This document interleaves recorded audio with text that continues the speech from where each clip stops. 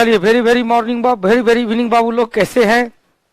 चले, शशि आनंद बाबू, आप इतना मैसेज करते हैं, आपका कोई मैसेज का रिप्लाई नहीं करते गुरुजी, आप कभी नाम नहीं लेते हैं। रवि जी, आर के सागर जी, रोहित बाबू, सब लोग आ जाइए, जल्दी ध्यान से सुनिएगा। आज हम लोग इस टॉपिक को क्लियर करते हैं। आदित्य शर्मा जी, अरविंद कुमार दुबे, रवि जी, सब लोग ठीक हैं? तो आइए हम लोग आज क्लियर करें। आज क्लियर करते हैं सिंधु घाटी सभ्यता को, आज क्लियर कर लेते हैं। सिंधु घाटी सभ्यता की विशेषता क्या थी, विशेषता में क्या क्या विशेषता है, समाज कैसा था, धर्म कैसा था, व्यापार वाणिज्य कैसा होता था, सिंधु घाटी सभ्यता का पतन कैसे हुआ, चारों के टॉपिक की चर्चा करेंगे। अब कल बता दिए थे कि सिंधु घाटी सभ्यता का साइट लोकेशन, जिसमें ढेर सारे टॉपिक बताए थे। हड़प्पा बताए थे, मोहनजोदड़ो बताए थे, लोथल बताए थे, चनहुद्रो, कालीबंगा, रंगपुर, रोपर, वनवाली, राखी गढ़ी, आलमगीरपुर, सुतका, गेंडोर, मांडा, जिसमें 4-5 बहुत ज्यादा महत्वपूर्ण सब था। 4-5 को साइट को जरूर बढ़िया से याद करेंगे। जो 7 शहर था उसको याद कर लेंगे। 7 नगर जो था, पाकिस्तान में 3 और भारत में 4। पाकिस्तान में 3 कौन कौन था? तो हड़प्पा, मोहनजोदड़ो और चनहुद्रो। अब भारत में जो 4 था, लोथल, कालीबंगा, लोथल, कालीबंगा और बताओ, लोथल, कालीबंगा, बनवाली और धौलावीरा। ये 7 का 7 याद रख लेंगे। आइए, नंदन बाबू, विश्वजीत बाबू, बहुत वर्षा हो रही है। हाँ, वर्षा तो रिकॉर्ड कर दिया है, अभी पटना में कुछ समय से वर्षा रुका हुआ है। रोशन कुमार सिंह जी, मैं हूँ, बताओ बाबू। विजय बाबू, पॉलिटी का बैच कब स्टार्ट हो रहा है? अगले सप्ताह में कोई ना कोई बैच आएगा। अभिषेक कुमार जी, भाई नेम में क्या रखा है, बहुत अच्छा बात। जॉब सेलेक्ट हो जाएगा तो गुरु जी ऐसे ही याद करेंगे। चले, सलोनी गुप्ता जी, विश्वजीत जी, जया जी, सब लोग आ जाइए। अब आते हैं हड़प्पा सभ्यता, जो विश्व की सबसे पहली नगरीय सभ्यता थी, भारत की पहली सभ्यता थी, उसकी विशेषता क्या थी? तो पहली विशेषता आता है सिटी प्लानिंग। पहली विशेषता क्या है? नगर नियोजन। बहुत ही बढ़िया क्वेश्चन। व्यवस्थित नगर था, बसाया हुआ नगर था। अब जो शहर बसाया जो हुआ रहता है, वो उसमें सारा प्लान रहता है, सारा प्लान पहले से रहता है। अब देखो पटना का हाल क्या है, ध्यान से सुनिएगा। मैं पटना में हूं, पटना का हाल देखता हूं। पटना भी बसाया गया था प्राचीन काल से ले, तो हम लोग कहते हैं हर्यक वंश के शासक। किस वंश के शासक? हर्यक वंश के शासक। गंगा, सोन एवं गंडक नदी के संगम पर, गंगा, सोन एवं गंडक नदी के संगम पर पाटलिपुत्र ग्राम की स्थापना एक सैनिक छावनी के रूप में किया था। अजात शत्रु का पुत्र था उदयन, उन्होंने क्या किया? इस पाटली ग्राम को पाटलिपुत्र शहर में विकसित किया और अपनी राजधानी राजगीर से स्थानांतरित करके पाटलिपुत्र को बनाया। शेरशाह सूरी के काल में भी इस पाटलिपुत्र का पुनर्गठन किया। ईस्ट इंडिया कंपनी के द्वारा इस पाटलिपुत्र शहर को और विकसित किया गया। पूरा का पूरा मैपिंग किया गया कि नहर नाला यहां होगा, नहर यहां होगा, यहां पर बस्ती होगा, यहां पर मार्केट होगा, यहां पर रिहायशी इलाका होंगे। लेकिन धीरे धीरे पॉपुलेशन बढ़ता गया, जनसंख्या में निरंतर दिन प्रतिदिन वृद्धि होती गई। जो जगह सब खाली था वहां पर मकान बनता चला गया, जो तालाब नाले था उसको ढकता चला गया, जिसके कारण सिटी प्लान बिगड़ गया, जल निकासी व्यवस्था ही बिगड़ गया। जैसे जल निकासी व्यवस्था बिगड़ा तो थोड़ा सा पानी आता है तो पानी पानी हो जाता है। अब दिल है पानी पानी, एकदम सारे मोहल्ला डूब जाते हैं। इसका मुख्य कारण है कि पहले का जो सिटी प्लान है वही भुतला गया है। कहा जाता है वो नक्शा ही नहीं है, पता ही नहीं चल पा रहा है कि मुख्य नाला कहाँ है, जिसके कारण खुदाई हो रहा है, ढक देता है, खुदाई होता है, ढक देता है। लेकिन ऐसा पहले नहीं था। सिंधु घाटी सभ्यता में इस प्रकार से नहीं था। सिंधु घाटी सभ्यता में इस प्रकार की व्यवस्था नहीं था। सिंधु घाटी में नगर विशेषता थी, नगर नियोजन की विशेषता थी। अब देखो नगर नियोजन में विशेषता में क्या क्या चीज आया। नगरीय विशेषता में, शहरी विशेषता में, तो पहला नगर का उदय हुआ पहली बार। दूसरा, नगर नियोजित था। दूसरा क्या था, सिटी प्लान में बैठा बना हुआ था। सड़क विशेषता थी, जल मल निकासी व्यवस्था थी और भवन भी काफी सुसज्जित बने थे। भवन भी काफी ढंग से बना था। किसी भी भवन का मेन दरवाजा मेन रोड पर नहीं खुलता था। हमने कहा था मोहनजोदड़ो से सबसे चौड़ी सड़क मिला है। कोई भी घर का दरवाजा पहले गली में खुलता था, गली से फिर जाकर मेन रोड में अटैच होता था। जल निकासी व्यवस्था, प्रत्येक घर में क्या था, बाथरूम बताए थे। बाथरूम से क्या था, मेन होल के द्वारा मेन नाला में जाता था पानी। तो मल जल व्यवस्था भी काफी था। सड़क भी था। हमने कहा था प्रत्येक सड़क समकोण पर आकर करता था, लेकिन बनवाली एकमात्र ऐसा साइड था जहां जाली नुमा प्रारूप मिला। नगर नियोजन, अब एक एक चीज की चर्चा करें। पहला क्या है, नगर का उदय। तो भारतीय उपमहाद्वीप में सर्वप्रथम नगर का उदय सिंधु घाटी सभ्यता में ही हुआ था। भारत के साथ साथ विश्व का पहला शहरी सभ्यता थी। भारतीय उपमहाद्वीप में हड़प्पा सभ्यता का काल प्रथम नगरीयकरण का काल था। भारतीय उपमहाद्वीप के साथ साथ विश्व में भी पहला शहरी सभ्यता सिंधु घाटी सभ्यता। विश्व का पहला शहरी सभ्यता सिंधु घाटी सभ्यता। विश्व का पहला सभ्यता आएगा मेसोपोटामिया की सभ्यता, जो एक रूरल सिविलाइजेशन था, ग्रामीण सभ्यता था। और विश्व का पहला शहरी सभ्यता मेसोपोटामिया में नहीं होगा, मोहनजोदड़ो होगा, सिंधु घाटी सभ्यता होगा या हड़प्पा सभ्यता होगा। क्वेश्चन फिर पूछेगा, भारत का पहली सभ्यता, तो सिंधु घाटी सभ्यता जो नगरीय सभ्यता थी। मतलब भारत में जो सभ्यता का प्रारंभ हुआ नगरीकरण से ही प्रारंभ हुआ। ध्यान सुनिएगा, मोहनजोदड़ो और हड़प्पा को जुड़वा राजधानी नगर कहा जाता है। मोहनजोदड़ो और हड़प्पा को क्या कहते हैं, जुड़वा राजधानी नगर कहा जाता है। करणराज बाबू ध्यान से सुनिएगा। हड़प्पा सभ्यता में बंदरगाह से 3 साइट लोकेशन बताए थे। कौन कौन बाबू, तो लोथल और सुतका गेंडोर और सुतका को। लोथल सुतका गेंडोर कहां था बाबू, गुजरात में। सुतका कोत कहां था, सादिकौर नदी के किनारे बलूचिस्तान प्रांत में। बलूचिस्तान प्रांत पाकिस्तान में, सादिकौर नदी के किनारे। मतलब सुतका को बंदरगाह कहां था, सादिकौर नदी के किनारे। लोथल कहां था बाबू, गुजरात में। किस नदी के किनारे, तो गुजरात में भोगबा नदी के किनारे। कौन सा नदी बाबू, भोगबा नदी के किनारे। और क्वेश्चन पूछेगा सुतका गेंडोर कहां था, तो गुजरात में सरस्वती नदी के किनारे। देख भैया ध्यान से सुनिएगा, जितने भी बिहार एसएससी इंटर स्तरीय प्राथमिक मुख्य परीक्षा, इंटर स्तरीय प्रथम मुख्य परीक्षा, जिसका डेट 18/10 को दिया गया था, डेट एक्सटेंड कर गया है, डेट बढ़ा दिया गया है।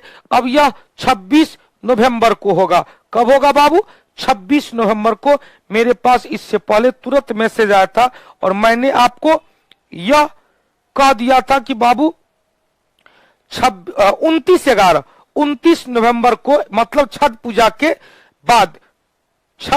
के बाद यह एग्जाम का कंडक्ट होगा।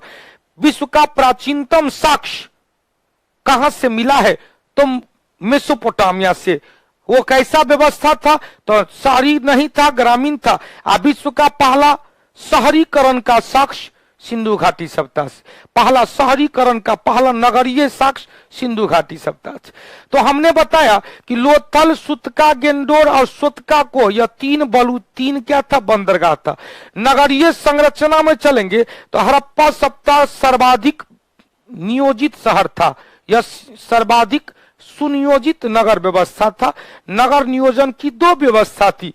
पहला था नगरीकरण का, नगरों का द्वितीय विभाजन।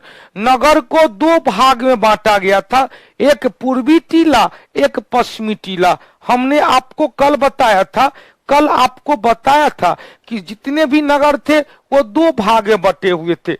जितने भी नगर थे 2 भाग में, एक पूर्वी क्षेत्र और एक पश्चिमी क्षेत्र। पूर्वी क्षेत्र में सामान्य जनता के लोग रहते थे, और पश्चिमी क्षेत्र में संभ्रांत या उच्च श्रेणी के लोग रहते थे। क्वेश्चन बीच में धौलावीरा का नाम लिए थे कि धौलावीरा एकमात्र साइट था जो 3 भाग में बटा था, पूर्वी, पश्चिमी और मध्य। पूरब में सामान्य जनता या श्रमिक वर्ग, पश्चिम में क्या था, तो पश्चिम में बताए थे संभ्रांत वर्ग। पश्चिम में क्या था, संभ्रांत वर्ग। और यहां पर आइए, यह पूर्वी टीला या इधर चले पूर्वी टीला या पश्चिमी टीला, और बीच में यदि क्वेश्चन आएगा तो बीच में क्या था, तो बीच में ध्यान सुनिए, बीच में मार्केट था। या मोहनजोदड़ो का सीन दिख रहा है,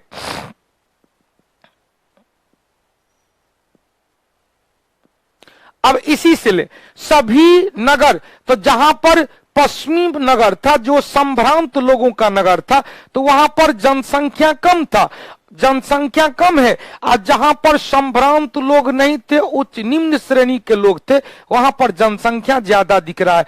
तो यह पूर्वी या पश्चिमी, पूर्वी टीला सामान्य जनता के लिए, पश्चिमी टीला संभ्रांत लोगों के लिए। तो जितने भी नगर थे वह दो भाग विभाजित थे। नगर कितने भाग में, दो भाग में। पूर्वी टीला पर निचला स्तर, निचला नगर कहा गया, यह सामान्य लोगों के लिए। पश्चिमी टीला को दुर्ग या किला कहा गया, यह संभ्रांत लोगों के लिए। सिंधु घाटी सब सिंध के किसी भी साक्ष्य से दुर्गीकरण का प्रमाण नहीं मिला है। कल भी बताए थे, चनहुद्रो से दुर्ग का प्रमाण नहीं मिला है, कोटदीजी से दुर्ग या किला का प्रमाण नहीं मिला है। तो यहां पर क्वेश्चन पूछेगा, मोहनजोदड़ो से भी दुर्ग या किला का प्रमाण नहीं मिला। तो सिंध एक लाइन में याद रखेंगे, पाकिस्तान के सिंध प्रांत से बताए तो मोहनजोदड़ो, चनहुद्रो, कोटदीजी, अमरी और जोदड़ो, इस सब से किला का प्रमाण या टीला का प्रमाण या पश्चिमी शहर का प्रमाण नहीं मिला है, पश्चिमी शहर का प्रमाण नहीं मिला है। अब देखो भैया ध्यान से सुनिएगा, क्वेश्चन पूछेगा अपवाद में, कुछ अपवाद भी देखने को मिला है। पूरा का पूरा बताए थे, ध्यान से सुनिएगा, पूरा का पूरा शहर बचाए थे, दो भाग में बटा हुआ था।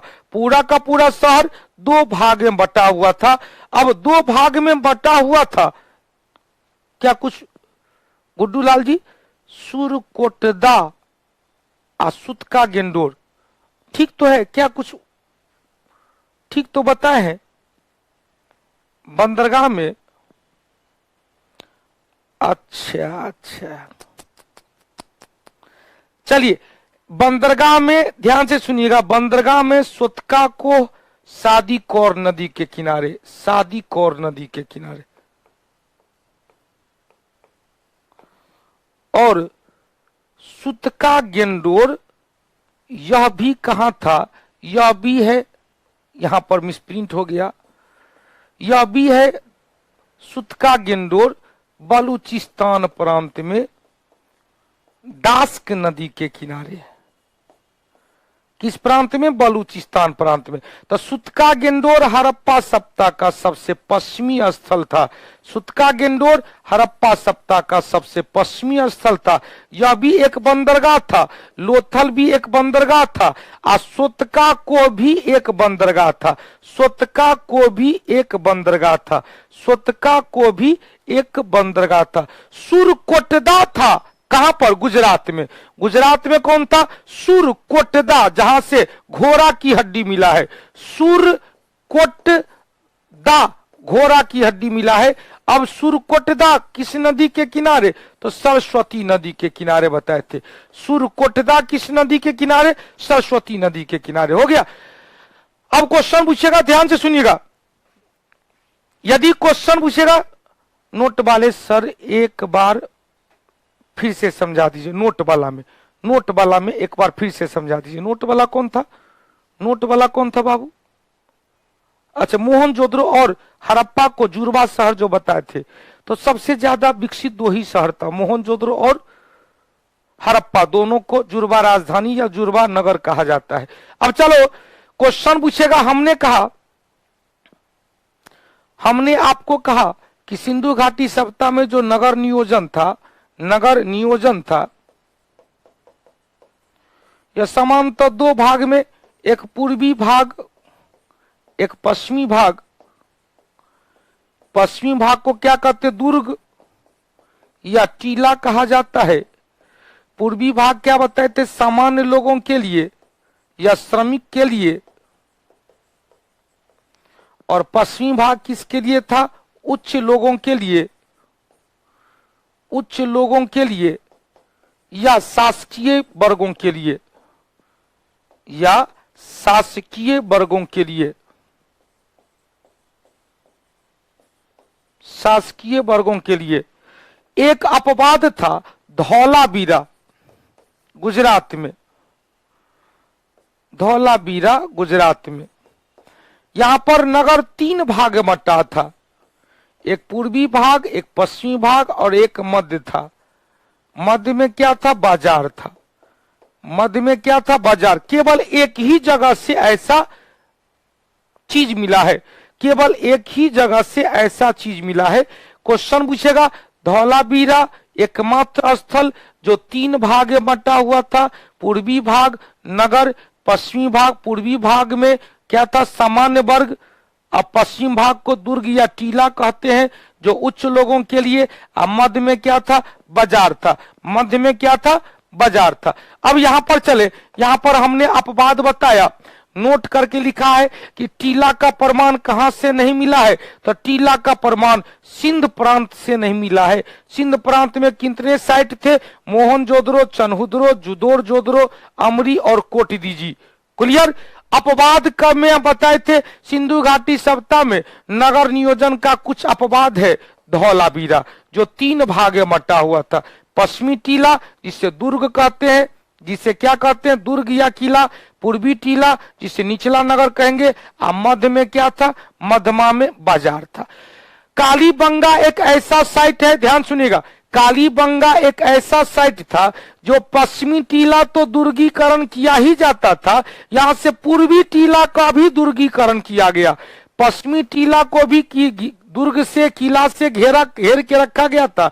अब पूर्वी टीला को भी किला से घेर के रखा गया था। मतलब नगर के पूर्वी क्षेत्र जो सामान्य लोगों के लिए था वह भी दुर्गीकरण था, किला से घिरा हुआ था। अब पश्चिमी क्षेत्र जो सामान्य लोगों के लिए नहीं था, उच्च वर्गों के लिए था, शासकीय वर्गों के लिए था, यह भी किला से घिरा हुआ था। ऐसा प्रमाण केवल कालीबंगा से। काली रंग की चूड़ी, काले रंग की चूड़ी, अलंकृत ईंट, 2 फसली फसल, खेत में 2-2 फसल, यज्ञ कुंड में आहुति देने का प्रमाण मिला है। क्लियर? अब देखो बाबू ध्यान से सुनिएगा, राजीव रंजन जी ड्यूटी में रहने के कारण लाइव नहीं देख पाते, कोई बात नहीं, रिकॉर्ड वीडियो देख लीजिएगा। लोथल पूरा स्थल, लोथल एक ऐसा स्थल था जिसका आंतरिक विभाजन नहीं था। मतलब लोथल में कोई विभाजन नहीं था, न ही पूर्वी भाग था न ही पश्चिमी भाग था, केवल एक गो भाग था। कालीबंगा 3, कालीबंगा धौलावीरा 3 में अलग अलग उच्च वर्ग के लिए पश्चिमी भूभाग, सामान्य लोगों के लिए पूर्वी भूभाग। मध्य में क्या था? बाजार। कालीबंगा एक ऐसा साइट जो पूर्वी टीला भी दुर्गीकरण था, पश्चिमी टीला भी दुर्गीकरण था। और लोथल एक ऐसा साइट, एक ऐसा स्थल जहां पर किसी प्रकार का नगरीय विभाजन था ही नहीं, एक बार ही नगर था। अब देखो भैया ध्यान से सुनना, क्वेश्चन पूछेगा सड़क एवं गलियां। देखो भैया सड़क एवं गलियां भी काफी महत्वपूर्ण थी। कच्ची सड़क थी, कहीं भी पक्की हुई सड़क नहीं थी।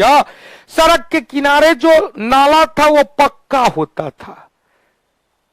उस नाले को ढका जाता था, बीच बीच में मेन होल बनाए जाते थे। यहां पर चले, हड़प्पा सिंधु घाटी सभ्यता, हड़प्पा सभ्यता की सड़कें एक दूसरे पर समकोण पर काटती थी।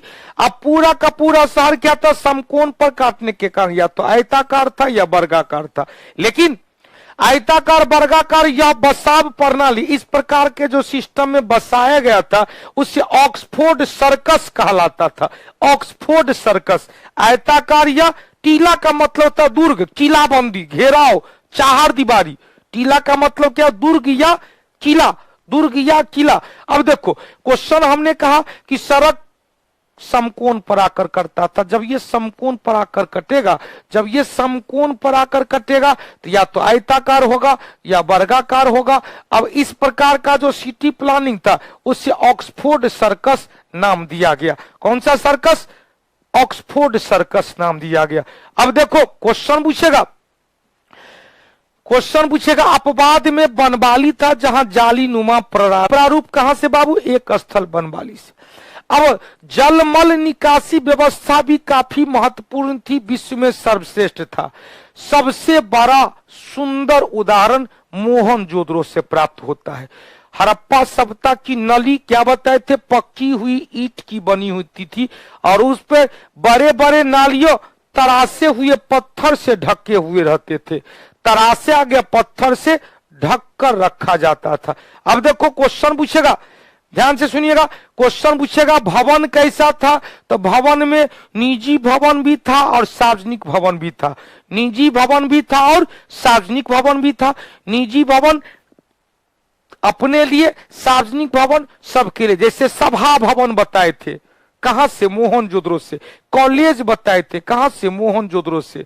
श्रमिक आवास बताए थे, कहां से, हड़प्पा से। फिर पुरोहित आवास बताए थे, मोहनजोदड़ो से। तो यहां पर ध्यान से सुनिएगा, भवन दो प्रकार का, एक निजी आवास, एक सार्वजनिक प्रयोजन के लिए। हड़प्पा सभ्यता में भवन निर्माण के लिए पक्की ईंट, लकड़ी और पत्थर का प्रयोग किया गया। इस भवन में दरवाजा मुख्य सड़क की ओर न खुलकर गली में खुलता था। सार्वजनिक भवन के तहत सबसे ज्यादा प्राप्ति हुआ है, कहां कहां से बाबू, तो सार्वजनिक भवन प्राप्त हुआ है मोहनजोदड़ो से, हड़प्पा से और लोथल से।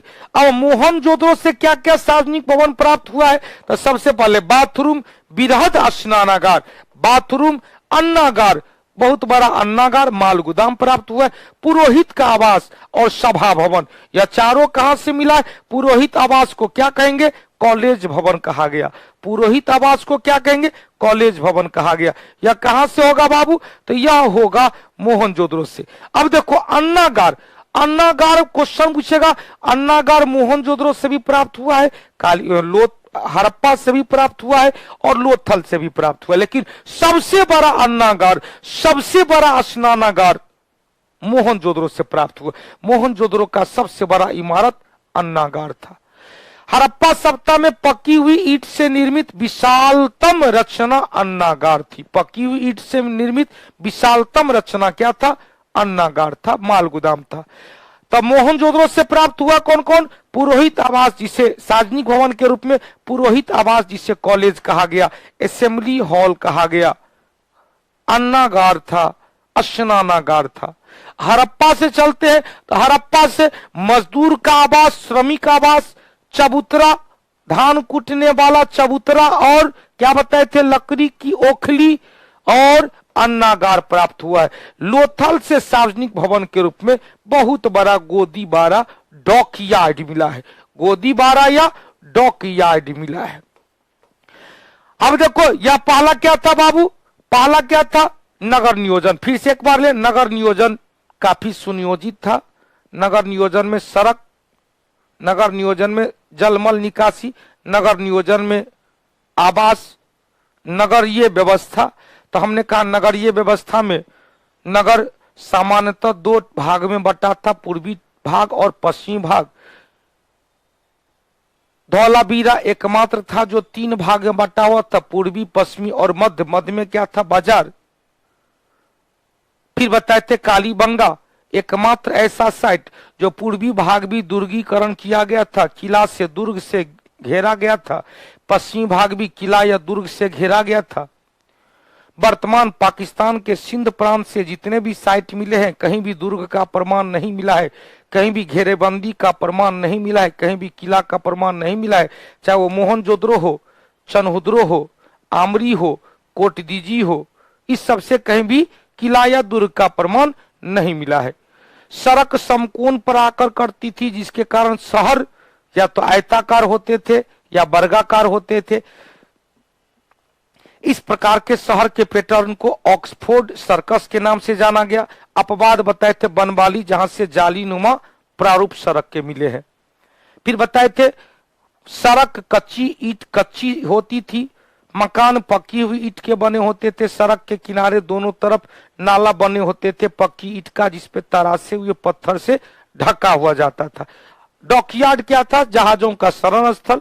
डॉकयार्ड क्या था, गोदीबारा जिसे कहते हैं, जहां पर जिस तरह से रेलवे में जाएंगे तो यार्ड होता है, जहां पर रेल के बॉगीज में वस्तु को चढ़ाया जाता है, वस्तु को उतारा जाता है। बॉगी में आए कुछ तकनीकी या इंजन में आए कुछ तकनीकी गड़बड़ी को ठीक किया जाता है। बस में जाएंगे तो डिपो होता है, डिपो, बस डिपो, जहां पर माल लोडिंग अनलोडिंग होता है और डिपो से बस को रवाना किया जाता है। एयरपोर्ट में जाएंगे तो हंगर होता है, क्या होता है? हंगर, जहां पर हंगर में रेल पट्टी, एयरपोर्ट पट्टी से अलग होता है हंगर, जहां पर यात्री उतरते चढ़ते हैं, माल यातायात लादा उतारा जाता है, उसमें आए कुछ तकनीकी खराबी को ठीक किया जाता है। उसी तरह से समुद्री जहाज में क्या होता है? डॉक यार्ड होता है। समुद्र में क्या होता है? डॉक यार्ड होता है। ध्यान सुनिएगा। राजीव रंजन जी मेरा 2 साल का बेटा है जो बहुत ध्यान से देख रहा है। चलिए ढेर सारा आशीर्वाद, माता रानी उनकी भी मनोकामना पूरी करे, खूब उनको शक्ति दे। यहां से क्वेश्चन चलेंगे। हमने कहा रेलवे में क्या होता है? राजेंद्र नगर यार्ड है,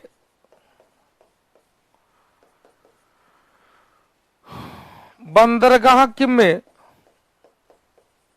जो पोर्ट है क्या होगा? Dock yard. एयरपोर्ट पर क्या होता है? हंगर।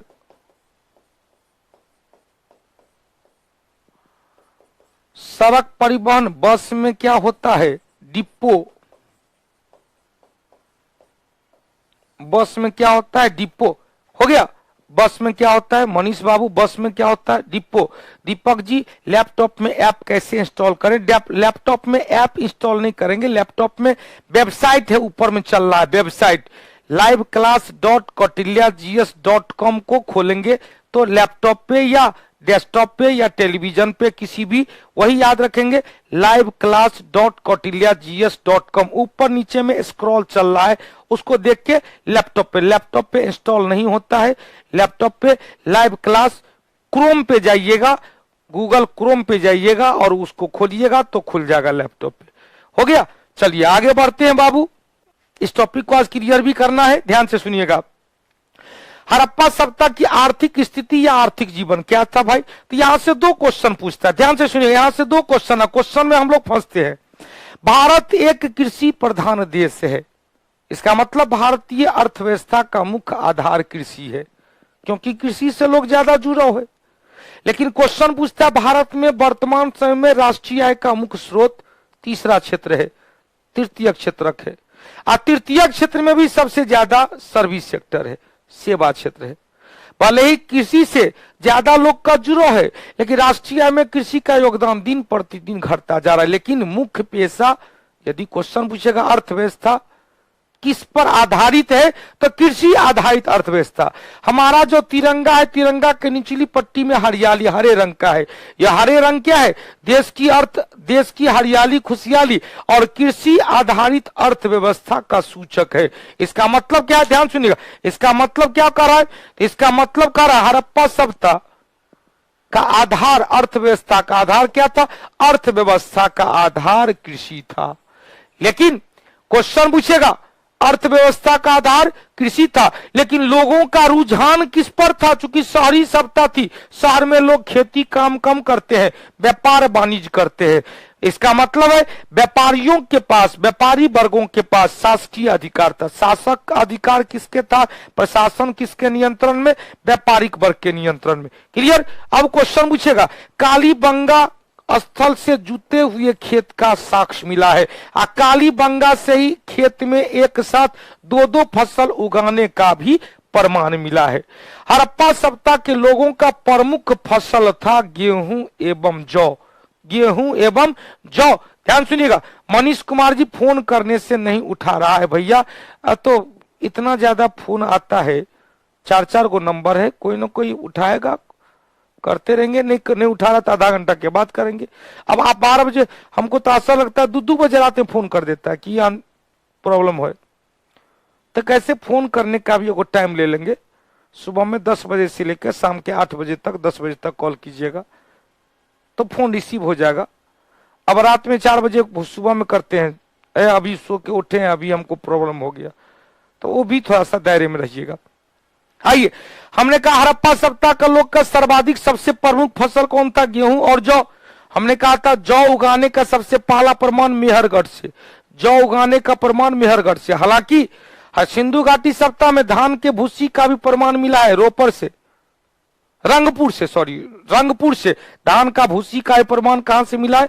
रंगपुर से। कहां था? गुजरात में। चावल के दाने पर दोमुहा राक्षस का भी प्रमाण मिला है, दोमुहा राक्षस का भी प्रमाण मिला है। हो गया।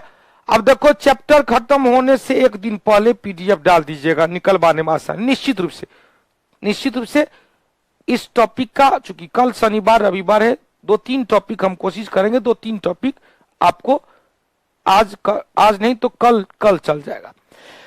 अब देखो चावल के साक्ष्य का उत्पादन चावल 2 जगह से मिला है, तो चावल का प्रमाण लोथल से भी मिला है और रंगपुर से मिला है। रंगपुर से बताए थे धान की भूसी मिला है। लोथल एवं सौराष्ट्र से बाजरे की खेती का भी प्रमाण मिला है। मतलब समझते जाना कौन कौन सा फसल का प्रमाण मिला। प्रमुख फसल था गेहूं, दूसरा था जौ।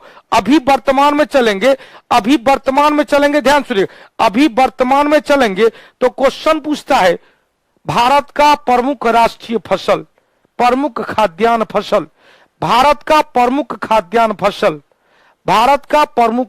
फसल चावल है, दूसरा गेहूं है, तीसरा मक्का है, चौथा ज्वार है। चावल, गेहूं, ज्वार, मक्का, ज्वार, चावल, गेहूं, मक्का, ज्वार। लेकिन सिंधु घाटी सप्ताह का प्रमुख फसल कौन था? पहले गेहूं था, तब दूसरा जौ था। चावल का प्रमाण कहां कहां से मिला है? तो रंगपुर से मिला है और लोथल से मिला है। लोथल एवं सौराष्ट्र से बाजरे की खेती, किसकी खेती बाबू? तो बाजरे की खेती का भी प्रमाण मिला है। और देखिए लोथल से और क्या इसका प्रमाण मिला है? तो बाजरे की खेती का प्रमाण लोथल और सौराष्ट्र से। यहां पर गुजरात से रागी क्या होता है? मरुआ गरीबों का प्रोटीन कहा जाता है। सर्वप्रथम कपास उगाने का प्रमाण कहां से मिला है? मोहनजोदड़ो से मिला है। कपास उगाने का प्रमाण कहां से मिला है बाबू? मोहनजोदड़ो से मिला है। कपास उगाने का प्रमाण कहां से मिला है? मोहनजोदड़ो से। कपास की खेती सबसे पहले सिंधु क्षेत्र में हुआ था, मोहनजोदड़ो में। इसीलिए यूनानी लोग ने सिंधु को क्या कहा? सिंडन, या कपास के लिए शब्द का यूज क्या किया? सिंडन। कपास को क्या कहा? सिंडन। कपास को क्या कहा? सिंडन कहा। अब देखो सोनेलाल मुर्मू मोहनजोदड़ो से बने हुए सूती कपड़े का साक्ष्य मिला है। लेकिन हमने आपको क्या बताया था? चनहुद्रो से, याद आया? कल बताए थे चनहुद्रो से सुई धागे का प्रमाण मिला है, सुई एवं धागे का प्रमाण मिला है, जिससे पता चलता है। तो सूती कपड़ा कहां से? मोहनजोदड़ो से। सूती कपड़ा मतलब कपास को यूनानी लोग क्या कहा? सिंडन कहा। सूती कपड़ा मोहनजोदड़ो, सुई धागे का प्रमाण चनहुद्रो, मनका का प्रमाण चनहुद्रो, गुड़िया निर्माण कला चनहुद्रो, श्रृंगार बॉक्स चनहुद्रो। यही सुई धागा से प्रमाणित होता है कि सिंधु घाटी सप्ताह के लोग सिले सिलाए वस्त्र पहनते थे। अब देखो क्वेश्चन पूछेगा, मेहरगढ़ भारतीय उपमहाद्वीप का प्राचीनतम नवपाषाणकालीन स्थल, या मेहरगढ़ कहा? वर्तमान पाकिस्तान के सोहन नदी घाटी, वर्तमान पाकिस्तान के सोहन नदी घाटी क्षेत्र में। और यहां से चावल उगाने का साक्ष्य मिला है 1400 ईस्वी पूर्व, जौ उगाने का प्रमाण मिला है 1400 ईस्वी पूर्व का। चावल उगाने का प्रमाण बेलन नदी घाटी उत्तर प्रदेश में, मेरठ उत्तर प्रदेश में बेलन नदी घाटी, कोलडीबा इलाहाबाद या मिर्जापुर के निकट कोलडीबा से चावल का प्रमाण मिला, कोलडीबा से चावल का प्रमाण मिला, कोलडीबा से चावल का प्रमाण मिला। और मेहरगढ़ से जौ एवं गेहूं का प्रमाण मिला, मेहरगढ़ से जौ एवं गेहूं का प्रमाण मिला। तो सबसे पहले जौ का प्रमाण मिला, तब जाकर गेहूं का, तब जाकर चावल का। गेहूं का पहले जौ का, तब गेहूं का, तब चावल का। सबसे प्रमुख आहार क्या था बाबू? सबसे प्रमुख आहार कहा था? ध्यान सुनिएगा, सबसे प्रमुख आहार क्या था? तो सबसे प्रमुख आहार क्या था? तो सबसे प्रमुख आहार गेहूं था। और क्वेश्चन पूछेगा सबसे प्रमुख आहार के बाद दूसरा प्रमुख आहार जौ था। रागी का कहां से बाबू? तो रागी का क्वेश्चन पूछेगा कि रागी का प्रमाण कहां से मिला है? गुजरात के रोजदी से, सौराष्ट्र और लोथल से बाजरे का प्रमाण मिला है। लोथल और रंगपुर से चावल का प्रमाण मिला है। मेहरगढ़ से जौ और गेहूं का प्रमाण मिला है। हो गया। गुड्डू लाल जी, चावल पर राक्षस का चिन्ह कहां से मिला है? लोथल से। चावल पर राक्षस का चिन्ह लोथल से मिला है। पशुपालन में चले, हड़प्पा सभ्यता के लोग कई पशु को पालतू बनाए थे, जिसमें क्या क्या था बाबू? पालतू पशु बनाया था। बकरी को, किस किस को? बकरी को, भेड़ को, सूगर को, भैंस को, गेंडा को और हाथी को, सॉरी बैल को। बैल में हमने कहा दो प्रकार का, एक कुबर वाला बैल, एक बिना कुबर वाला बैल। कुबर वाला बैल को क्या कहते? बसहा। कुबर वाले बैल को क्या कहते? बसहा। अब बसहा जब ये होगा कुबर वाला बैल, तो इसे पवित्र पशु कहा गया, शंकर भगवान की सवारी कहा गया। और एक बैल बिना कुबर वाला, जिसका प्रयोग किसके लिए? बैलगाड़ी में किया जाता था। अब यहां पर लिखा हुआ नोट में कुबर वाला बैल सर्वाधिक प्रिय पशु था। इस काल में गाय और सिंह से अपरिचित थे, लेकिन बाघ, कुत्ता, बिल्ली से परिचित थे। बाघ, कुत्ता, बिल्ली, ध्यान सुनो, बाघ, कुत्ता, बिल्ली दोनों से परिचित थे, तीनों से। तो क्या किस किस से परिचित थे? बकरी, भेड़, सुगर, बैल, भैंस, गेंडा, बाघ, कुत्ता, बिल्ली। किस किस से परिचित नहीं थे? तो गाय और सिंह से परिचित नहीं थे। अब चलो शिल्प और उद्योग में चलते हैं। औद्योगिक व्यवस्था क्या था? तो स्वर्णकार मतलब स्वर्णकार सोनार, चांदी, सोना और रत्न के आभूषण बनाते थे। स्वर्णकार मतलब सोनार, चांदी, सोना और रत्न के आभूषण बनाते थे। आभूषण कहां, प्रमाण कहां से मिला है? तो मोहनजोदड़ो से। सोना चांदी संभवतः अफगानिस्तान और रत्न दक्षिण भारत से लाते थे। सोना चांदी अफगानिस्तान और रत्न कहां से? दक्षिण भारत से लाते थे। कुम्हार का चाक जो नवपाषाण कालीन विशेषता थी, मध्य पाषाण काल में हाथ से बर्तन बनाया जाता था बिना चक्री का, और कुम्हार का चाक नवपाषाण काल में। तो कुम्हार के चाक का अधिक प्रचलन हुआ। हड़प्पाई लोग मृदभांड का निर्माण किया। यह मृदभांड चिकना और चमकीला बनाते थे, चिकना और चमकीला बनाते थे। अब देखो व्यापार और वाणिज्य में चलेंगे तो व्यापार और वाणिज्य, आंतरिक क्षेत्र और अंतरराष्ट्रीय क्षेत्र, विदेशी क्षेत्र, सड़क यातायात और समुद्री यातायात दोनों का प्रमाण मिला है। क्वेश्चन पूछेगा, इस काल में धातु के सिक्के का कहीं से भी प्रमाण नहीं मिला है। वस्तु विनिमय के लिए आदान प्रदान होता था, इतु ले लो, इतु ले लो, और नहीं तो पकी हुई मिट्टी का सेलखड़ी या टेराकोटा, बताए हुए है टेराकोटा या सेलखड़ी का प्रयोग किया जाता था। मुद्रा के रूप में पकी हुई मिट्टी का मुद्रा और धातु के सिक्के का प्रमाण नहीं मिला। अब आप लोग का कुछ क्वेश्चन आ रहा है, नंदन जी, गुड्डू लाल जी का, कि गाय के बिना बैल कहां से आया? हमने कहा प्रमाण नहीं मिला है, अभी तक खोजा नहीं गया कि गाय कहां से प्राप्त हुआ। गाय और सिंह का प्रमाण नहीं मिला है, अवशेष कहीं से खुदाई से नहीं मिला है। क्लियर हुआ? गाय का अवशेष कहीं भी हड़प्पा सभ्यता के साइट लोकेशन से नहीं मिला है। बकरी, भेड़, कुत्ता, बिल्ली, बाघ, भैंसा, घोड़ा का भी सुरकोटदा से बताए थे। बैल भी दोनों प्रकार का बैल का प्रमाण मिला। कुबर वाला बैल जो पवित्र बैल था, और बिना कुबर वाला बैल बैलगाड़ी के रूप में प्रयोग में लाया जाता था। अब यहां पर देख सकते बैलगाड़ी दिख रहा होगा, यहां पर बैलगाड़ी दिख रहा है, या बैलगाड़ी है। यहां पर देख सकते हैं भैंसा एक तरफ, भैंसा एक तरफ बैल है, तो यहां पर एक तरफ, यहां पर क्या गाड़ी है, गाड़ी में गाय और बैल और क्या है, भैंसा। यहां पर देख सकते हैं, यहां पर भी देख रहा है, और यहां पर आदमी ही खींच रहा, ठेला गाड़ी है। यहां पर क्या आदमी है, यहां पर बैल लगा हुआ लकड़ी का गाड़ी है, और यहां पर बैल खुला हुआ है। यहां पर देख सकते हैं, यहां पर क्या है, तो लग रहा है कि दूसरा पशु भैंसा रहे। इस तरह से यह व्यवस्था तो दिख रहा है, कि बैल है, भैंसा है, बकरी है। टेराकोटा क्या होता था? पकी हुई मिट्टी की मुद्रा को टेराकोटा कहेंगे। पकी हुई मिट्टी की मुद्रा को क्या कहेंगे? टेराकोटा कहा गया। हो गया, पकी हुई मिट्टी की मुद्रा को टेराकोटा कहा गया। अब यहां पर देखो, हमने कहा, ध्यान से सुनिएगा, पहिया से परिचित थे। पहिया से परिचित तो न पाषाण काल में ही हो गए थे, पहिया का खोज हो चुका था। अब देखो क्वेश्चन पूछेगा, हड़प्पा में ठोस पहिया वाली गाड़ी का प्रचलन था। मोहनजोदड़ो से मिट्टी और कांसे की 2 पहिया वाली खिलौना गाड़ी प्राप्त हुआ। 2 पहिया वाली खिलौना गाड़ी कहां से प्राप्त हुआ है? तो मोहनजोदड़ो और हड़प्पा दोनों से 2 पहिया वाली खिलौना गाड़ी का प्राप्त हुआ है। क्वेश्चन पूछेगा, चनहुद्रो से 4 पहिया वाली खिलौना गाड़ी। देख भैया, चौ से चनहुद्रो, चौ से 4 पहिया, मोहनजोदड़ो से 2 पहिया, वो भी मिट्टी का और कांसा का। तो याद रखेंगे, मोहनजोदड़ो से 2 पहिया, चनहुद्रो से 4 पहिया वाला खिलौना गाड़ी मिला है। लोथल से एस्बेस्टर पत्थर, अल्बेस्टर पत्थर जो होता है का एक बड़ा पहिया मिला, एस्बेस्टर पत्थर का बड़ा पहिया मिला है।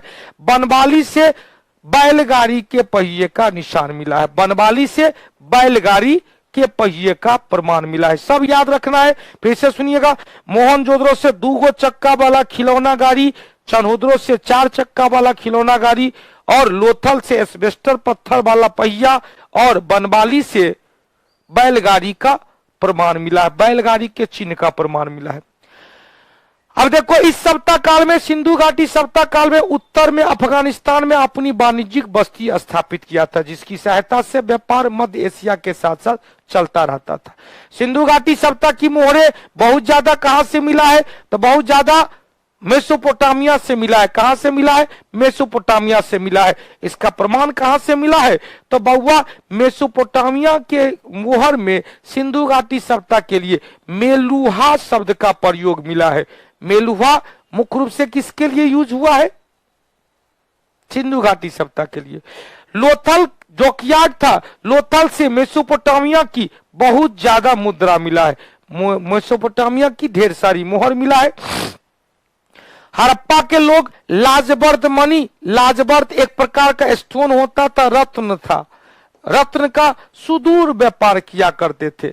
अब क्वेश्चन पूछेगा, मोहनजोदड़ो से प्राप्त मोहर पर 9 का चित्रांकन, लोथल से प्राप्त मोहर पर मिट्टी का खिलौना का 9 प्राप्त हुआ है, जिससे अनुमान होता है कि सिंधु नदी, सिंधुवासी, सिंधु घाटी सप्ताह के लोग आंतरिक और व्यापार दोनों ही करते थे, और दोनों के लिए मस्तूल वाली नाव, मतलब बड़ा बड़ा नाव का प्रयोग। मस्तूल क्या था? ध्यान से सुनिएगा। मस्तूल क्या है? तो पर्दा लगा रहता है नाव पर। नाव पर क्या लगा रहता है? पर्दा लगा रहता है। यहां पर चले, इसे क्या कहेंगे? मस्तूल कहेंगे। ये जो नाव पर जो देखे होंगे, या क्या है? नाव पर मस्तूल है, या नाव पर क्या है? मस्तूल है। मतलब पवन के दिशा के अनुरूप यह चलती है, या क्या है? नाव पर मस्तूल वाली नाव। अब देखो, मस्तूल वाली नाव पटना में भी देखे होंगे, गंगा नदी पर मस्तूल वाली नाव चलती हुई। जहां पर नाव है और एक बड़ा सा मोटा सा पर्दा लगा हुआ है, जिससे इसको वेग में कठिनाई नहीं होती है, नाव को मोड़ने में इसे बहुत ही आसानी होती है। इसे कहते मस्तूल वाली नाव।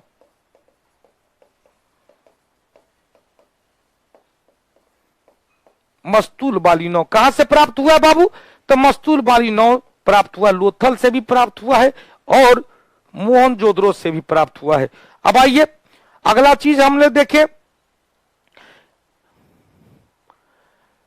इसको याद रखना है, इसको याद रखना है।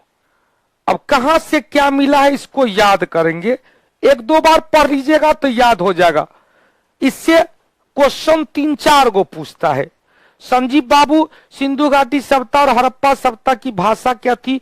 विवाद है, कोई पढ़ाई नहीं गया है तो भाषा क्या थी, लिपि क्या थी? विवाद है। कौन सी लिपि? हाँ, बस बाहुबली में दिखाया गया, बहुत अच्छी बात है। अब मस्तूल वाली नाव तो आप भी देखे होंगे, इस प्रकार का पर्दा में विभिन्न सिनेमा में भी दिखाया होगा। आइए, तो अब देखो बाबू, चांदी कहां से मंगाते थे? चांदी कहां से मंगाते थे? तो चांदी ईरान और अफगानिस्तान से। टीन कहां से मंगाते थे? ईरान और अफगानिस्तान से। सोना कहां से मंगाते थे?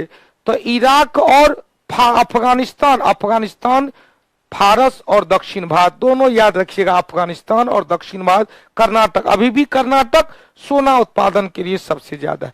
लाजवर्त एक पत्थर था, रत्न था, जो अफगानिस्तान और मेसोपोटामिया से, तांबा राजस्थान के खेतरी से और बलूचिस्तान से, नीलमणि एक रत्न था जो अफगानिस्तान के बदख्शां से, सेलखरी पकी हुई मिट्टी बलूचिस्तान, राजस्थान, गुजरात से, नीलमणि यह भी क्या था, एक रत्न था, नीलमणि क्या था, एक रत्न था, दक्षिण एशिया, महाराष्ट्र से, दक्षिण भारत से, हरित मणि, हरा मणि जिसे नीलम कहते हैं, अब हरी मणि कहां से, दक्षिण एशिया से, शंख या कौड़ी सौराष्ट्र दक्षिण भारत से, शिलाजीत मतलब शिलाजीत बल बढ़ाने के लिए हिमालय क्षेत्र से, सीसा ईरान, अफगानिस्तान और राजस्थान से। एक बार दो बार जल्दी से देखेंगे, एक बार दो बार जल्दी से देखेंगे, ध्यान से सुनिएगा। क्वेश्चन पूछेगा, चांदी ईरान अफगानिस्तान से, टीन ईरान अफगान से, सोना अफगानिस्तान और दक्षिण भारत से, लाजवर्त मेसोपोटामिया और अफगानिस्तान से, तांबा खेतरी और बलूचिस्तान से, नीलमणि बदख्शां अफगानिस्तान से, सेलखरी बलूचिस्तान, राजस्थान और गुजरात से, नीलमणि महाराष्ट्र या दक्षिण भारत से, हरितमणि दक्षिण एशिया से, शंख कहां से, सौराष्ट्र दक्षिण भारत से, शिलाजीत कहां से, हिमालय क्षेत्र से, और सीसा कहां से, ईरान, अफगानिस्तान और राजस्थान से। हो गया। अब देखो, सिंधु घाटी सभ्यता में पोत निर्माण और नौ द्वारा समुद्री व्यापार की पुष्टि कहां से मिला है, लोथल से। और नौ कैसा, तो पर्दा वाला नौ, ऐसे याद रखेंगे, पर्दा वाला नौ। लगभग 2350 ईस्वी पूर्व के आसपास मेसोपोटामिया के अभिलेख में मेल हुआ, अभी बता चुके थे, मेसोपोटामिया के अभिलेख में मेल हुआ किसके लिए, सिंधु क्षेत्र के लिए प्रयोग में किया गया। शिलाजीत क्या होता है, बलपूर्वक बढ़ाने के लिए, बल बढ़ाने के लिए। मेसोपोटामिया के पुरालेख में ध्यान सुनिएगा, मेसोपोटामिया के अभिलेखों में दो मध्यवर्ती व्यापार केंद्र दिलमुन और माकन, दिलमुन और माकन या दिलमुन वर्तमान फारस की खाड़ी से पहचान किया गया, बहरीन फारस की खाड़ी के, बहरीन दिलमुन पहचान किया गया, कहां है भाई, फारस की खाड़ी बहरीन। तो क्वेश्चन पूछेगा, दिलमुन, ध्यान सुनिएगा, दिलमुन कहां था, तो बहरीन, दिलमुन कहां था, बहरीन, वर्तमान बहरीन, पहले का दिलमुन। तो दिलमुन और माकन दो ऐसे साइट थे जो सिंधु घाटी सभ्यता और मेसोपोटामिया के बीच व्यापारिक केंद्र थे। यहां से लोग जाते थे, वहां रुकते थे, दिलमुन में, फिर माकन में, और फिर जाकर मेसोपोटामिया में। सुमेरियन लेख, अब देखो सुमेरियन, सबसे पहले लेखन शैली का विकास सुमेरियन सभ्यता में, सबसे पहले लेखन शैली का विकास कहां से बाबू, लेखन शैली का विकास विश्व में सर्वप्रथम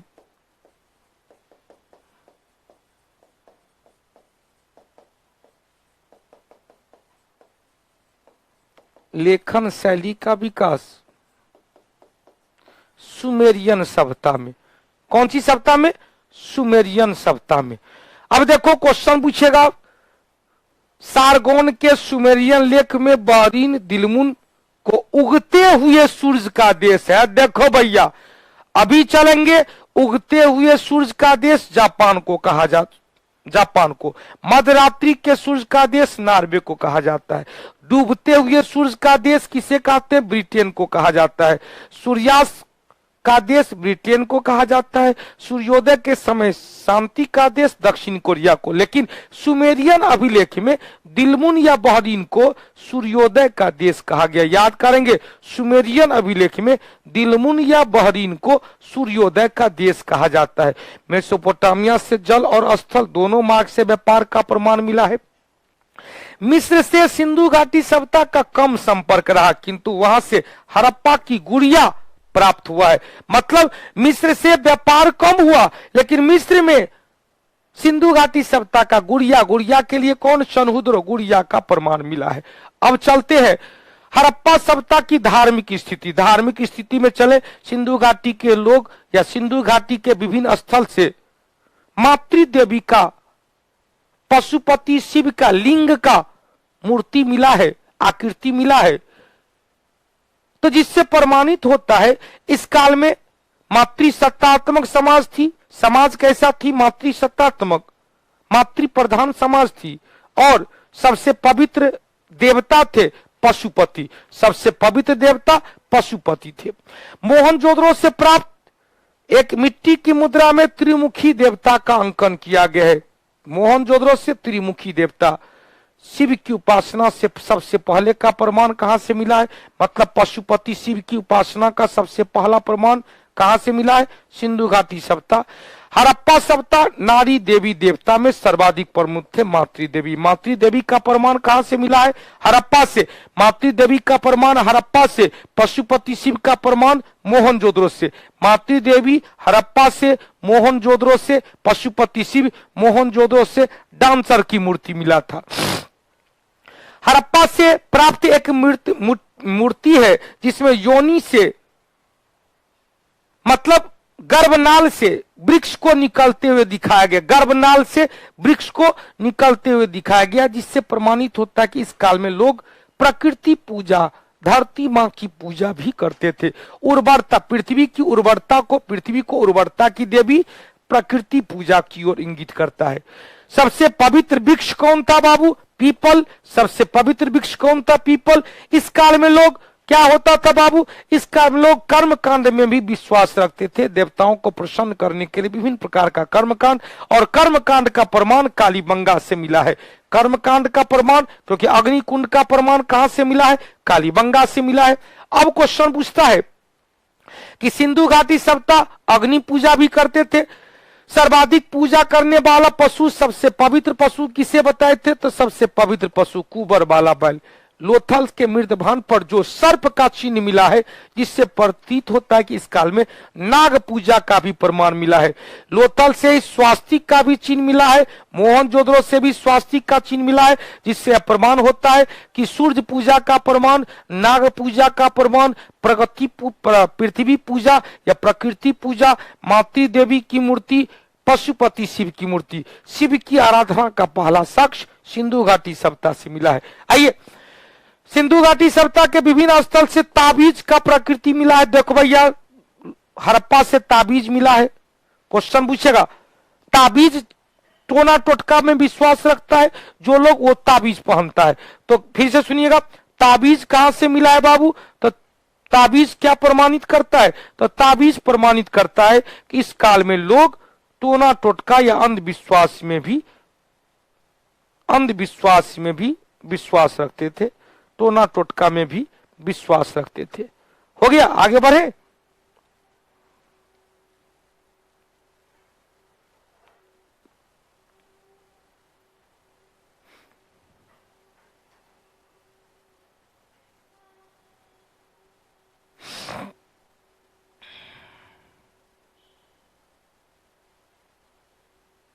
चल आगे बढ़ते हैं। शिव का पास कौन सा सांप है? नागराज। नाग पूजा का प्रमाण मिला है। क्वेश्चन पूछा, सैंधव नगर की खुदाई से मंदिर के कहीं भी मंदिर का अवशेष नहीं मिला है। मंदिर का अवशेष नहीं मिला है।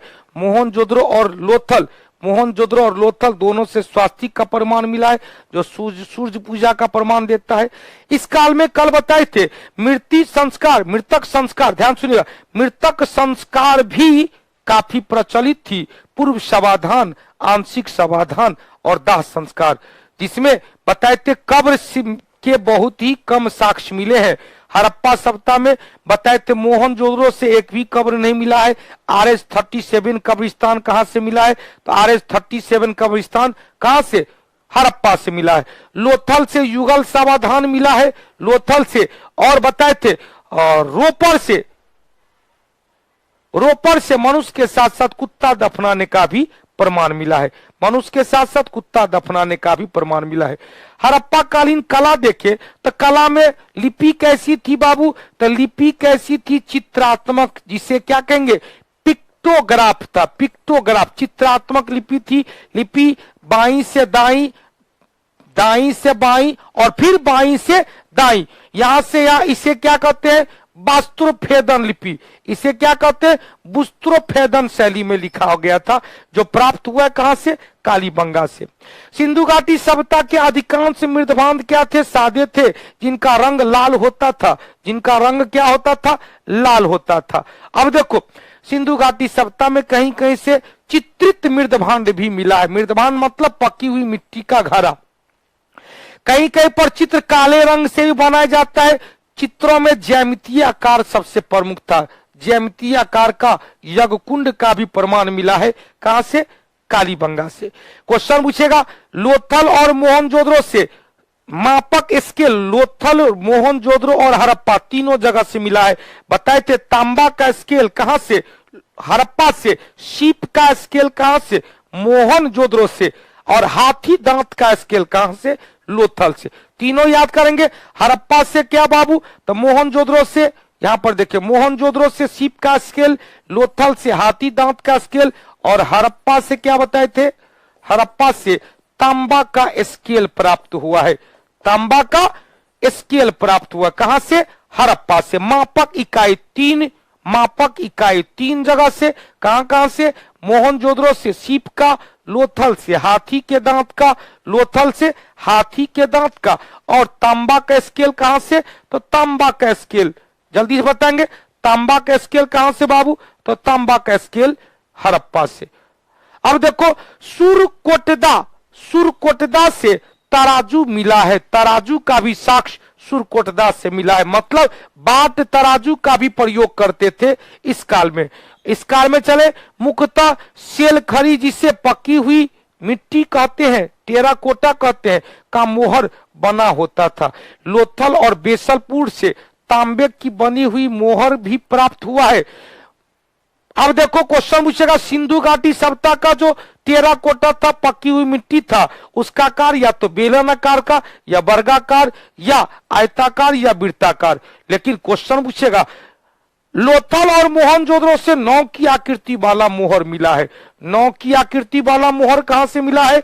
मोहनजोदड़ो और लोथल से। क्वेश्चन पूछेगा सिंधु घाटी सभ्यता का मोहर सब आकार का था। वर्गाकार भी था, आयताकार भी था, और वृत्ताकार भी था, बेलनाकार भी था। लेकिन सबसे ज्यादा प्रचलन कौन था? वर्गाकार। सबसे ज्यादा प्रचलन कौन सा था? वर्गाकार मोहर था। मोहर किसका बना था? तो मोहर सीप मतलब कौड़ी। सीप मतलब क्या है? कौड़ी। सीप मतलब कौड़ी। मोहर पर सबसे अधिक बैल की आकृति खोदी हुई है। बैल में कौन सा? कुबर वाला बैल। बैल में कौन सा बाबू? कुबर वाला बैल। मनका मतलब घड़ा। मनका मतलब घड़ा। मनका बनाने का कला कहां से मिला है? तो चनहुदरो से। मनका कारखाना कहां से? चनहुदरो से। मनका में पकी हुई मिट्टी सेलखड़ी का प्रयोग किया गया। मनका निर्माण कला चरमोत्कर्ष पर था। किस काल में बाबू? सिंधु घाटी सभ्यता के काल में। और अंतिम चले इसका पतन कैसे कैसे हुआ, जल्दी से देखें। भारत में मूर्ति निर्माण कला की शुरुआत, ध्यान सुनिएगा, मूर्ति निर्माण कला की शुरुआत हड़प्पा से हुआ। मंदिर का अवशेष नहीं मिला है। मंदिर का अवशेष नहीं मिला है, मूर्ति का अवशेष जरूर मिला है, जिसमें मोहनजोदड़ो से कांसा की डांसर की मूर्ति मिला है, जिसके हरे में गले में सोने का हार माना जाता है। अब देखो ध्यान से सुनिएगा, आग में यहां पर गले में हार है, एक हाथ में कंगन के अतिरिक्त पूर्णतः नग्न मूर्ति है। नृत्य के लिए पग प्रक्षेपण की मुद्रा में है। मतलब पैर को पग प्रक्षेपण की मुद्रा में। कहां से? मोहनजोदड़ो से। इतना नहीं याद रखेंगे, मोहनजोदड़ो से कांस्य की नर्तकी का मूर्ति मिला है। आग में पकाई हुई मूर्ति को क्या कहते हैं? टेराकोटा। अब टेराकोटा से निर्मित मूर्ति फिंगर रिंग मतलब अंगूठी भी पहना हुआ है इस काल की मूर्ति। मतलब इतना साज सज्जा से है। मिट्टी के मूर्ति में पुरुष से ज्यादा किसकी मूर्ति मिली है? नारी से, जो प्रमाणित होता है इस काल में क्या था बाबू? मातृसत्तात्मक समाज था। इन मूर्ति का प्रयोग खिलौने के लिए किया जाता था। गुड़िया निर्माण कला भी चनहुदरो से प्राप्त हुआ है। अब देखो इस काल में ध्यान से सुनिएगा, हड़प्पा और चनहुदरो से बैलगाड़ी और इक्का गाड़ी का प्रमाण मिलता है। हड़प्पा और चनहुदरो से बैलगाड़ी और इक्का गाड़ी का प्रमाण। सब कुछ बता चुके हैं, सब कुछ एक बार रिवीजन करें, सब जितना भी महत्वपूर्ण था सब बता चुके हैं। अब थॉट है तो थॉट में क्या कंसेप्ट है? वो तो क्या कहते हैं? डेटा है, डेटा में क्या कंसेप्ट है? जो कंसेप्ट वाला बात था सब हो चुका है। अब देखो समाज कैसा, तो हमने कहा मातृसत्तात्मक समाज थी। कैसे प्रतीत होता है? इस काल में मातृ का मूर्ति ज्यादा से मिला है। जिससे प्रमाणित होता है कि समाज कैसा था, मात्रिक सत्तात्मक समाज। क्वेश्चन पूछेगा समाज कितने वर्गों में बटा, तो 4 वर्ग में।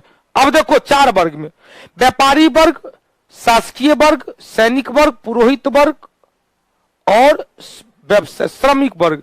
हमने कहा श्रमिक आवास हड़प्पा से, पुरोहित आवास जिसे कॉलेज कहा गया मोहनजोदड़ो से, पुरोहित आवास जिसे क्या कहेंगे, कॉलेज कहा गया। व्यापारी वर्ग जो राष्ट्रीय अंतरराष्ट्रीय दोनों व्यापार करते थे, सड़क मार्ग से और जल मार्ग से। शासकीय वर्ग, जाहिर सी बात है, इतना बड़ा सभ्यता है तो शासकीय वर्ग तो होगा, तो शासकीय वर्ग सैनिक वर्ग तो होगा। हालांकि शासन का प्रभार व्यापारिक वर्ग के हाथों में था, वणिक वर्ग के हाथों में था। युद्ध प्रिय कम, शांति प्रिय ज्यादा होते थे। युद्ध प्रिय कम, शांति प्रिय ज्यादा होते थे। युद्ध प्रिय कम, शांति प्रिय ज्यादा होते थे। अब देखो भैया ध्यान सुनिएगा, सिंधु घाटी सभ्यता के लोग कैसा था भाई, तो मांसाहारी और शाकाहारी दोनों होते थे। हमने कहा बकरी का, भेड़ का, सुगर का प्रयोग मांस खाने के लिए करते थे। बैल और भैंसा का प्रयोग यातायात संसाधन के लिए करते थे। यातायात संसाधन में हो गया। अब देखो भैया ध्यान से सुनिएगा, क्वेश्चन पूछेगा सिंधु घाटी सभ्यता के लोग युद्ध प्रिय कम थे, शांति प्रिय ज्यादा थे। मतलब कहीं भी युद्ध में कहीं भी प्रमाण नहीं मिला है। भले ही विदेशी आकर युद्ध किया और युद्ध में इक्का गाड़ी का मतलब होता है बैलगाड़ी, कटही गाड़ी, इक्का गाड़ी हुआ। 2 बैल मोहनजोदड़ो से, 4 बैल वाला खिलौना चनहुदरो से, 2 बैल वाला इक्का गाड़ी मोहनजोदड़ो से, 2 चक्का वाला इक्का गाड़ी मोहनजोदड़ो से, 4 चक्का वाला इक्का गाड़ी चनहुदरो से। अब देखो भैया ध्यान से सुनना, इस काल में जो भोजन पदार्थ था, गेहूं, जौ, मटर, तिल, सरसों, खजूर, तरबूज, गाय, यहां पर देखो ध्यान से सुनिएगा, क्वेश्चन पूछेगा, गाय यहां पर मिसप्रिंट है, गाय का प्रयोग, तो गाय तो प्रमाण मिला ही नहीं, गाय का प्रमाण नहीं मिला है, तो यहां पर सुगर है, गाय के बदले मिसप्रिंट है, भेड़ लिखाया, भेड़, सुगर, बकरी, मछली का मांस के रूप में प्रयोग लगते थे। गाय के बदले क्या कर देंगे, भेड़। फिर से सुनिएगा, सबसे प्रमुख क्या था बाबू, तो सबसे प्रमुख था गेहूं ना हो के जौ, और पहले गेहूं दूसरा जौ, मटर, तिल, सरसों, खजूर, तरबूज के साथ साथ यह सब क्या था, शाकाहारी था। मांसाहारी में क्या था, भेड़ था, सुगर था, बकरी था, मछली था, इत्यादि मांस का प्रयोग करते थे। अब क्वेश्चन पूछेगा, समाज हो गया, खाने पीने वाला चीज हो गया, तो जरा सा वस्त्र को देखें, सूती वस्त्र और ऊनी वस्त्र दोनों का प्रयोग करते थे। सूती का प्रयोग कहां से मिला है भाई, मोहनजोदड़ो से। सूती का प्रयोग कहां से मिला है, मोहनजोदड़ो से।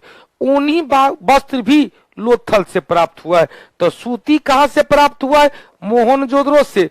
ऊनी कहां से प्राप्त हुआ है, लोथल से। आभूषण भी सबका प्रयोग किया गया, आभूषण से भी, तो आभूषण पुरुष और महिला दोनों पहनता था। नर्तक, डांसर जो मोहनजोदड़ो से प्राप्त हुआ है वो भी आभूषण पहनते थे। इसके अलावा नृत्य, पशु पक्षी का लड़ाना, मतलब मनोरंजन के रूप में क्या क्या करते थे, तो डांस देखते थे, पशु पक्षी का लड़ाना, उन्हें इसका शिकार करना मनोरंजन का प्रमुख साधन थे। इस काल में एक और मनोरंजन था, पासा का प्रयोग देखे शकुनी मामा महाभारत में, तो पासा क्या था, पासा जिस तरह से लूडो में जो पासा होता है, वो पासा के तरह सब में दाना लिखा, नंबर डिजिट लिखा है, तो पासा भी मनोरंजन का प्रमुख साधन था। तो मनोरंजन के साधन के रूप में क्या क्या यूज किया गया, तो सबसे पहले डांस, शिकार करना, पशु के बीच में लड़ाना और पासा। क्वेश्चन पूछेगा, राजनीतिक संगठन में चले, इस काल में कहीं भी राजनीतिक व्यवस्था का वास्तविक रूप में कोई जानकारी नहीं मिला है, क्योंकि कहीं भी लिखित स्रोत नहीं है। वास्तविक राजनीतिक संगठन का न जन है, न जनपद है, न गांव था। क्योंकि लिखित स्रोत है ही नहीं कि राजनीतिक व्यवस्था किस प्रकार की थी। हम लोग देखते हैं सभी विकसित काल में जो राजनीतिक व्यवस्था है, विकसित काल में राजनीतिक व्यवस्था, ध्यान सुनिएगा, विकसित काल में राजनीतिक व्यवस्था में आते हैं तो राजा होता है, राज्य होता है, राजा के राज्य को कई जिलों में बांटा गया, जिलों को प्रखंड में बांटा गया, प्रखंड को गांव में बांटा गया और गांव ही प्रशासन की सबसे निचली इकाई होती थी। लेकिन सिंधु घाटी सप्ताह में आखिर राजनीतिक व्यवस्था किस प्रकार का था, कहीं पर लिखित स्रोत को पढ़ा नहीं जाने के कारण स्पष्ट बोध नहीं होता है। सिंधु घाटी सप्ताह में व्यापकता और विकास को देखने से ऐसा लगता है कि केंद्रीय शक्ति द्वारा संचालित होती होगी, केंद्रीय शक्ति के द्वारा संचालित होती होगी। इस काल में देखें, ध्यान सुनिए, इस काल में वाणिज्यिक अधिक आकर्षित थे, मतलब व्यापार वाणिज्य अधिक आकर्षित होते थे। यही कारण है कि कहा जाता है कि इस काल में शासन तंत्र किसके नेतृत्व में, तो वणिक वर्ग, व्यापारिक वर्ग, वणिक वर्ग के नियंत्रण में था। हड़प्पा सप्ताह का पतन कैसे हुआ, तो उसके लिए कुछ विद्वानों का कॉन्सेप्ट है। पतन कैसे हो, ध्यान से सुनिएगा, इतना विशाल सप्ताह था तो पतन के बारे में विद्वानों के बीच विवाद है।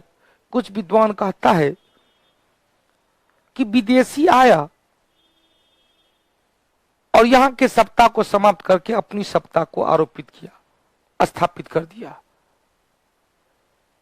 वह सप्ताह होगा कौन सा बाबू, वह प्रमाण कहां से है, मोहनजोदड़ो से, क्योंकि मोहनजोदड़ो से यह प्रमाणित होता है। क्या बाबू, मोहनजोदड़ो से प्रमाणित होता है क्योंकि कहीं भी कब्र मिला ही नहीं। एक स्थान पर क्या मिला, हड्डी का ढेर मिला है। उस हड्डी के ढेर में कहीं का हाथ का हड्डी टूटा हुआ था, कहीं का कमर की हड्डी टूटी हुई थी, कहीं का गर्दन अलग है, तो जिससे प्रमाणित होता है कि कोई ना कोई आक्रमण का ये सब शिकारी हुआ होगा और मार काट करके एक जगह फेंक दिया होगा और उस सप्ताह को समाप्त करके अपनी सप्ताह को आरोपित कर दिया। तो आखिर सिंधु घाटी सप्ताह को समाप्त कौन किया, आर्य लोगों ने, वो भी विदेशी थे। कहा जाता आर्य, मैक्स मूलर ने कहा मध्य एशिया के रहने वाले थे, जबकि बाल गंगाधर तिलक ने कहा आर्कटिक प्रदेश के रहने वाले थे, आर्कटिक प्रदेश के रहने वाले थे। तो आर्य के बारे में भी लोगों का कंसेप्ट अलग अलग है। अधिकांश लोगों का मानना है कि आर्य मध्य एशिया के रहने वाले थे, ईरान, इराक, हिंदुकुश पर्वत को पार करते हुए इस सप्त सिंधु प्रदेश में आया, जहां पर विकसित शहरी सभ्यता थी मोहनजोदड़ो। और मोहनजोदड़ो या हड़प्पा सभ्यता या सिंधु घाटी सभ्यता को समाप्त करने के पश्चात, सिंधु घाटी सभ्यता को समाप्त करने के पश्चात उन्होंने अपनी सभ्यता को आरोपित किया। आर्य के द्वारा स्थापित सभ्यता कैसी थी, ग्रामीण सभ्यता। तो आर्य के द्वारा स्थापित सभ्यता को ग्रामीण सभ्यता कहा गया, जो भारत की पहली ग्रामीण सभ्यता और भारत की दूसरी सभ्यता हुआ। तो उसके लिए जो कंसेप्ट आया, तो पहले आर्यों का आक्रमण का सिद्धांत किसने दिया, किसने दिया, व्हीलर, बस छोटा याद रख, व्हीलर और चाइल्ड के द्वारा, व्हीलर और चाइल्ड के द्वारा। अब देखो भैया, अब आर्य के आक्रमण का सिद्धांत व्हीलर और चाइल्ड ने दिया, जो प्रमाणित कहां से लिया, मोहनजोदड़ो से। दूसरा, बाढ़ का कारण, तो इस कहा गया बाढ़ भी आ सकता है क्योंकि सभी स्थल कोई न कोई नदी के किनारे था। नदी में अचानक उफान आया और आसपास के क्षेत्र में क्या हुआ, बाढ़ लाया गया। आसपास के क्षेत्र में क्या लाया गया, बाढ़ लाया गया, सब का सब फसल बर्बाद हो गया, घर मकान टूट गया और यह सप्ताह अपने आप पतन हो गया। तीसरा कहा गया शासकीय वर्ग, तो बाढ़ के पतन में मार्शल और मैके, याद रखेंगे, बाढ़ के द्वारा इस शासन, इस काल को खत्म किया गया मार्शल और मैके। मार्शल और मैके ने कहा बाढ़ के द्वारा, व्हीलर और चाइल्ड ने कहा, व्हीलर और चाइल्ड के द्वारा कहा गया आर्यों की आक्रमण, विदेशी, आर्य नहीं तो विदेशी आक्रमण। क्वेश्चन पूछेगा सिंधु घाटी सभ्यता का पतन का कारण क्या था, विदेशी आक्रमण। ऐसा किसने कहा, व्हीलर और चाइल्ड। मार्शल और मैके ने क्या कहा, बाढ़ के कारण। अब देखो जलवायु परिवर्तन, देख भैया जलवायु परिवर्तन, भारत की जलवायु उष्णकटिबंधीय मानसूनी जलवायु, जिसमें अधिकांश वर्षा के काल में। तो अचानक जिस तरह से पहले भी सुनते आ रहे कि चंद्रगुप्त मौर्य के काल में मगध क्षेत्र में 12 वर्ष का काल हुआ, मगध क्षेत्र में 12 वर्ष का काल हुआ, जिसके कारण क्या हुआ, तो चंद्रगुप्त मौर्य अपने पुत्र बिंदुसार को राजगद्दी देते हुए अपने गुरु भद्रबाहु के साथ दक्षिण भारत चले गए और दक्षिण भारत में ही कर्नाटक के श्रृंगेरी पर्वत पर श्रवण बेलगोला में संलेखन विधि से प्राण त्याग दिए। तो अकाल आते जाते रहा भारतीय क्षेत्र में, तो जिससे यह जलवायु परिवर्तन का भी सिद्धांत ऑरेल एस्टीन नामक विद्वान ने दिया कि हो सकता है जलवायु परिवर्तन हुआ, वर्षों वर्षों तक अकाल रह गया, लोग दाने दाने के लिए मोहताज बने और धीरे धीरे इस सत्ता का पतन हो गया। लास्ट में पारिस्थितिक और संतुलन का सिद्धांत फेयर सर्विस के द्वारा दिया गया, कहा कि इकोलॉजिकल डिसऑर्डर हो गया, प्राकृतिक आपदा आ गया, भूकंप आ गया, जिसके कारण इस सप्ताह का पतन हो गया। तो 4 कंसेप्ट याद रखेंगे, केवल विद्वान का नाम। किसी ने कहा सिंधु घाटी सप्ताह का पतन बाढ़ के कारण हुआ, तो मार्शल और मैके। किसी ने कहा विदेशी आक्रमण के द्वारा हुआ, व्हीलर और गॉर्डन चाइल्ड। किसी ने कहा जलवायु परिवर्तन के कारण, तो ऑरेल एस्टीन। और किसने कहा पारिस्थितिक असंतुलन के कारण, तो पारिस्थितिक असंतुलन के कारण कौन से? Fair service. तो अब अगले क्लास में हम लोग वैदिक काल की चर्चा करेंगे। वैदिक काल का कुछ कंसेप्ट, वैदिक काल के बाद जो कंसेप्ट बना, तो वैदिक काल के निर्माता कौन थे? आर्य थे। और फिर आर्य संस्कृति के बारे में चर्चा करेंगे। वैदिक काल को 2 भाग में बांटेंगे, ऋग्वैदिक काल और उत्तर वैदिक काल। ऋग्वैदिक काल और उत्तर वैदिक काल के बारे में बताएंगे। और स्रोत ऑलरेडी बता चुके हैं, वेद था, वेद के बाद आरण्यक ग्रंथ, आरण्यक के बाद उपनिषद, फिर पुराण, ये सब वैदिक साहित्य बता चुके हैं। केवल हम लोग कंसेप्ट लेंगे, राज व्यवस्था कैसा था, धर्म कैसा था, समाज कैसा था, व्यापार वाणिज्य थी कि नहीं थी, सभ्यता कैसी थी, शहरी थी कि ग्रामीण थी। तो इसका क्वेश्चन आंसर हम लोग, चूंकि आज जीएस बूस्टर हो नहीं पाया, तो सोमवार को जीएस बूस्टर ले लेंगे, या सोमवार को हम लोग सिंधु घाटी सप्ताह वाले टॉपिक का जीएस बूस्टर में डिस्कशन करेंगे। जीएस बूस्टर में सिंधु घाटी सप्ताह वाले टॉपिक का डिस्कशन होगा। 50 क्वेश्चन आप लोग 1-2 बार रीडिंग ले लीजिएगा। और फिर टेस्ट का टाइम होते जा रहा है, तो टेस्ट टाइम में जल्दी से एप्लीकेशन पे टेस्ट दे देंगे और फिर उसका डिस्कशन यूट्यूब चैनल पे सुनेंगे। हाँ, आज जीएस बूस्टर का क्लास नहीं हो पाया था। जीएस बूस्टर कल हिस्ट्री का क्लास नहीं होगा। कल बिहार दरोगा और एनटीपीसी का क्लास है, सुबह में 9 बजे से लेकर 12 बजे तक और शाम में 5 बजे से लेकर 7 बजे तक। शाम में 5 बजे से लेकर 7 बजे तक। क्लियर? तो फिर हम लोग मिलते हैं टेस्ट डिस्कशन में। 1-2 बार रिवीजन कर लीजिएगा, चूंकि जहां पर कंसेप्ट वाला है कंसेप्ट लेंगे, जहां पर डेटा वाला है याद करने वाला है उसको 1-2 बार पढ़ेंगे, याद होते जाएगा। फिर मिलते हैं हम लोग टेस्ट डिस्कशन में। तब तक के लिए जय हिंद, जय भारत, जय कौटिल्य, जय बिहार, जय मिथिला। अब की बार डबल स्टार, जय कौटिल्य, जय बिहार। धन्यवाद बाबू लोग।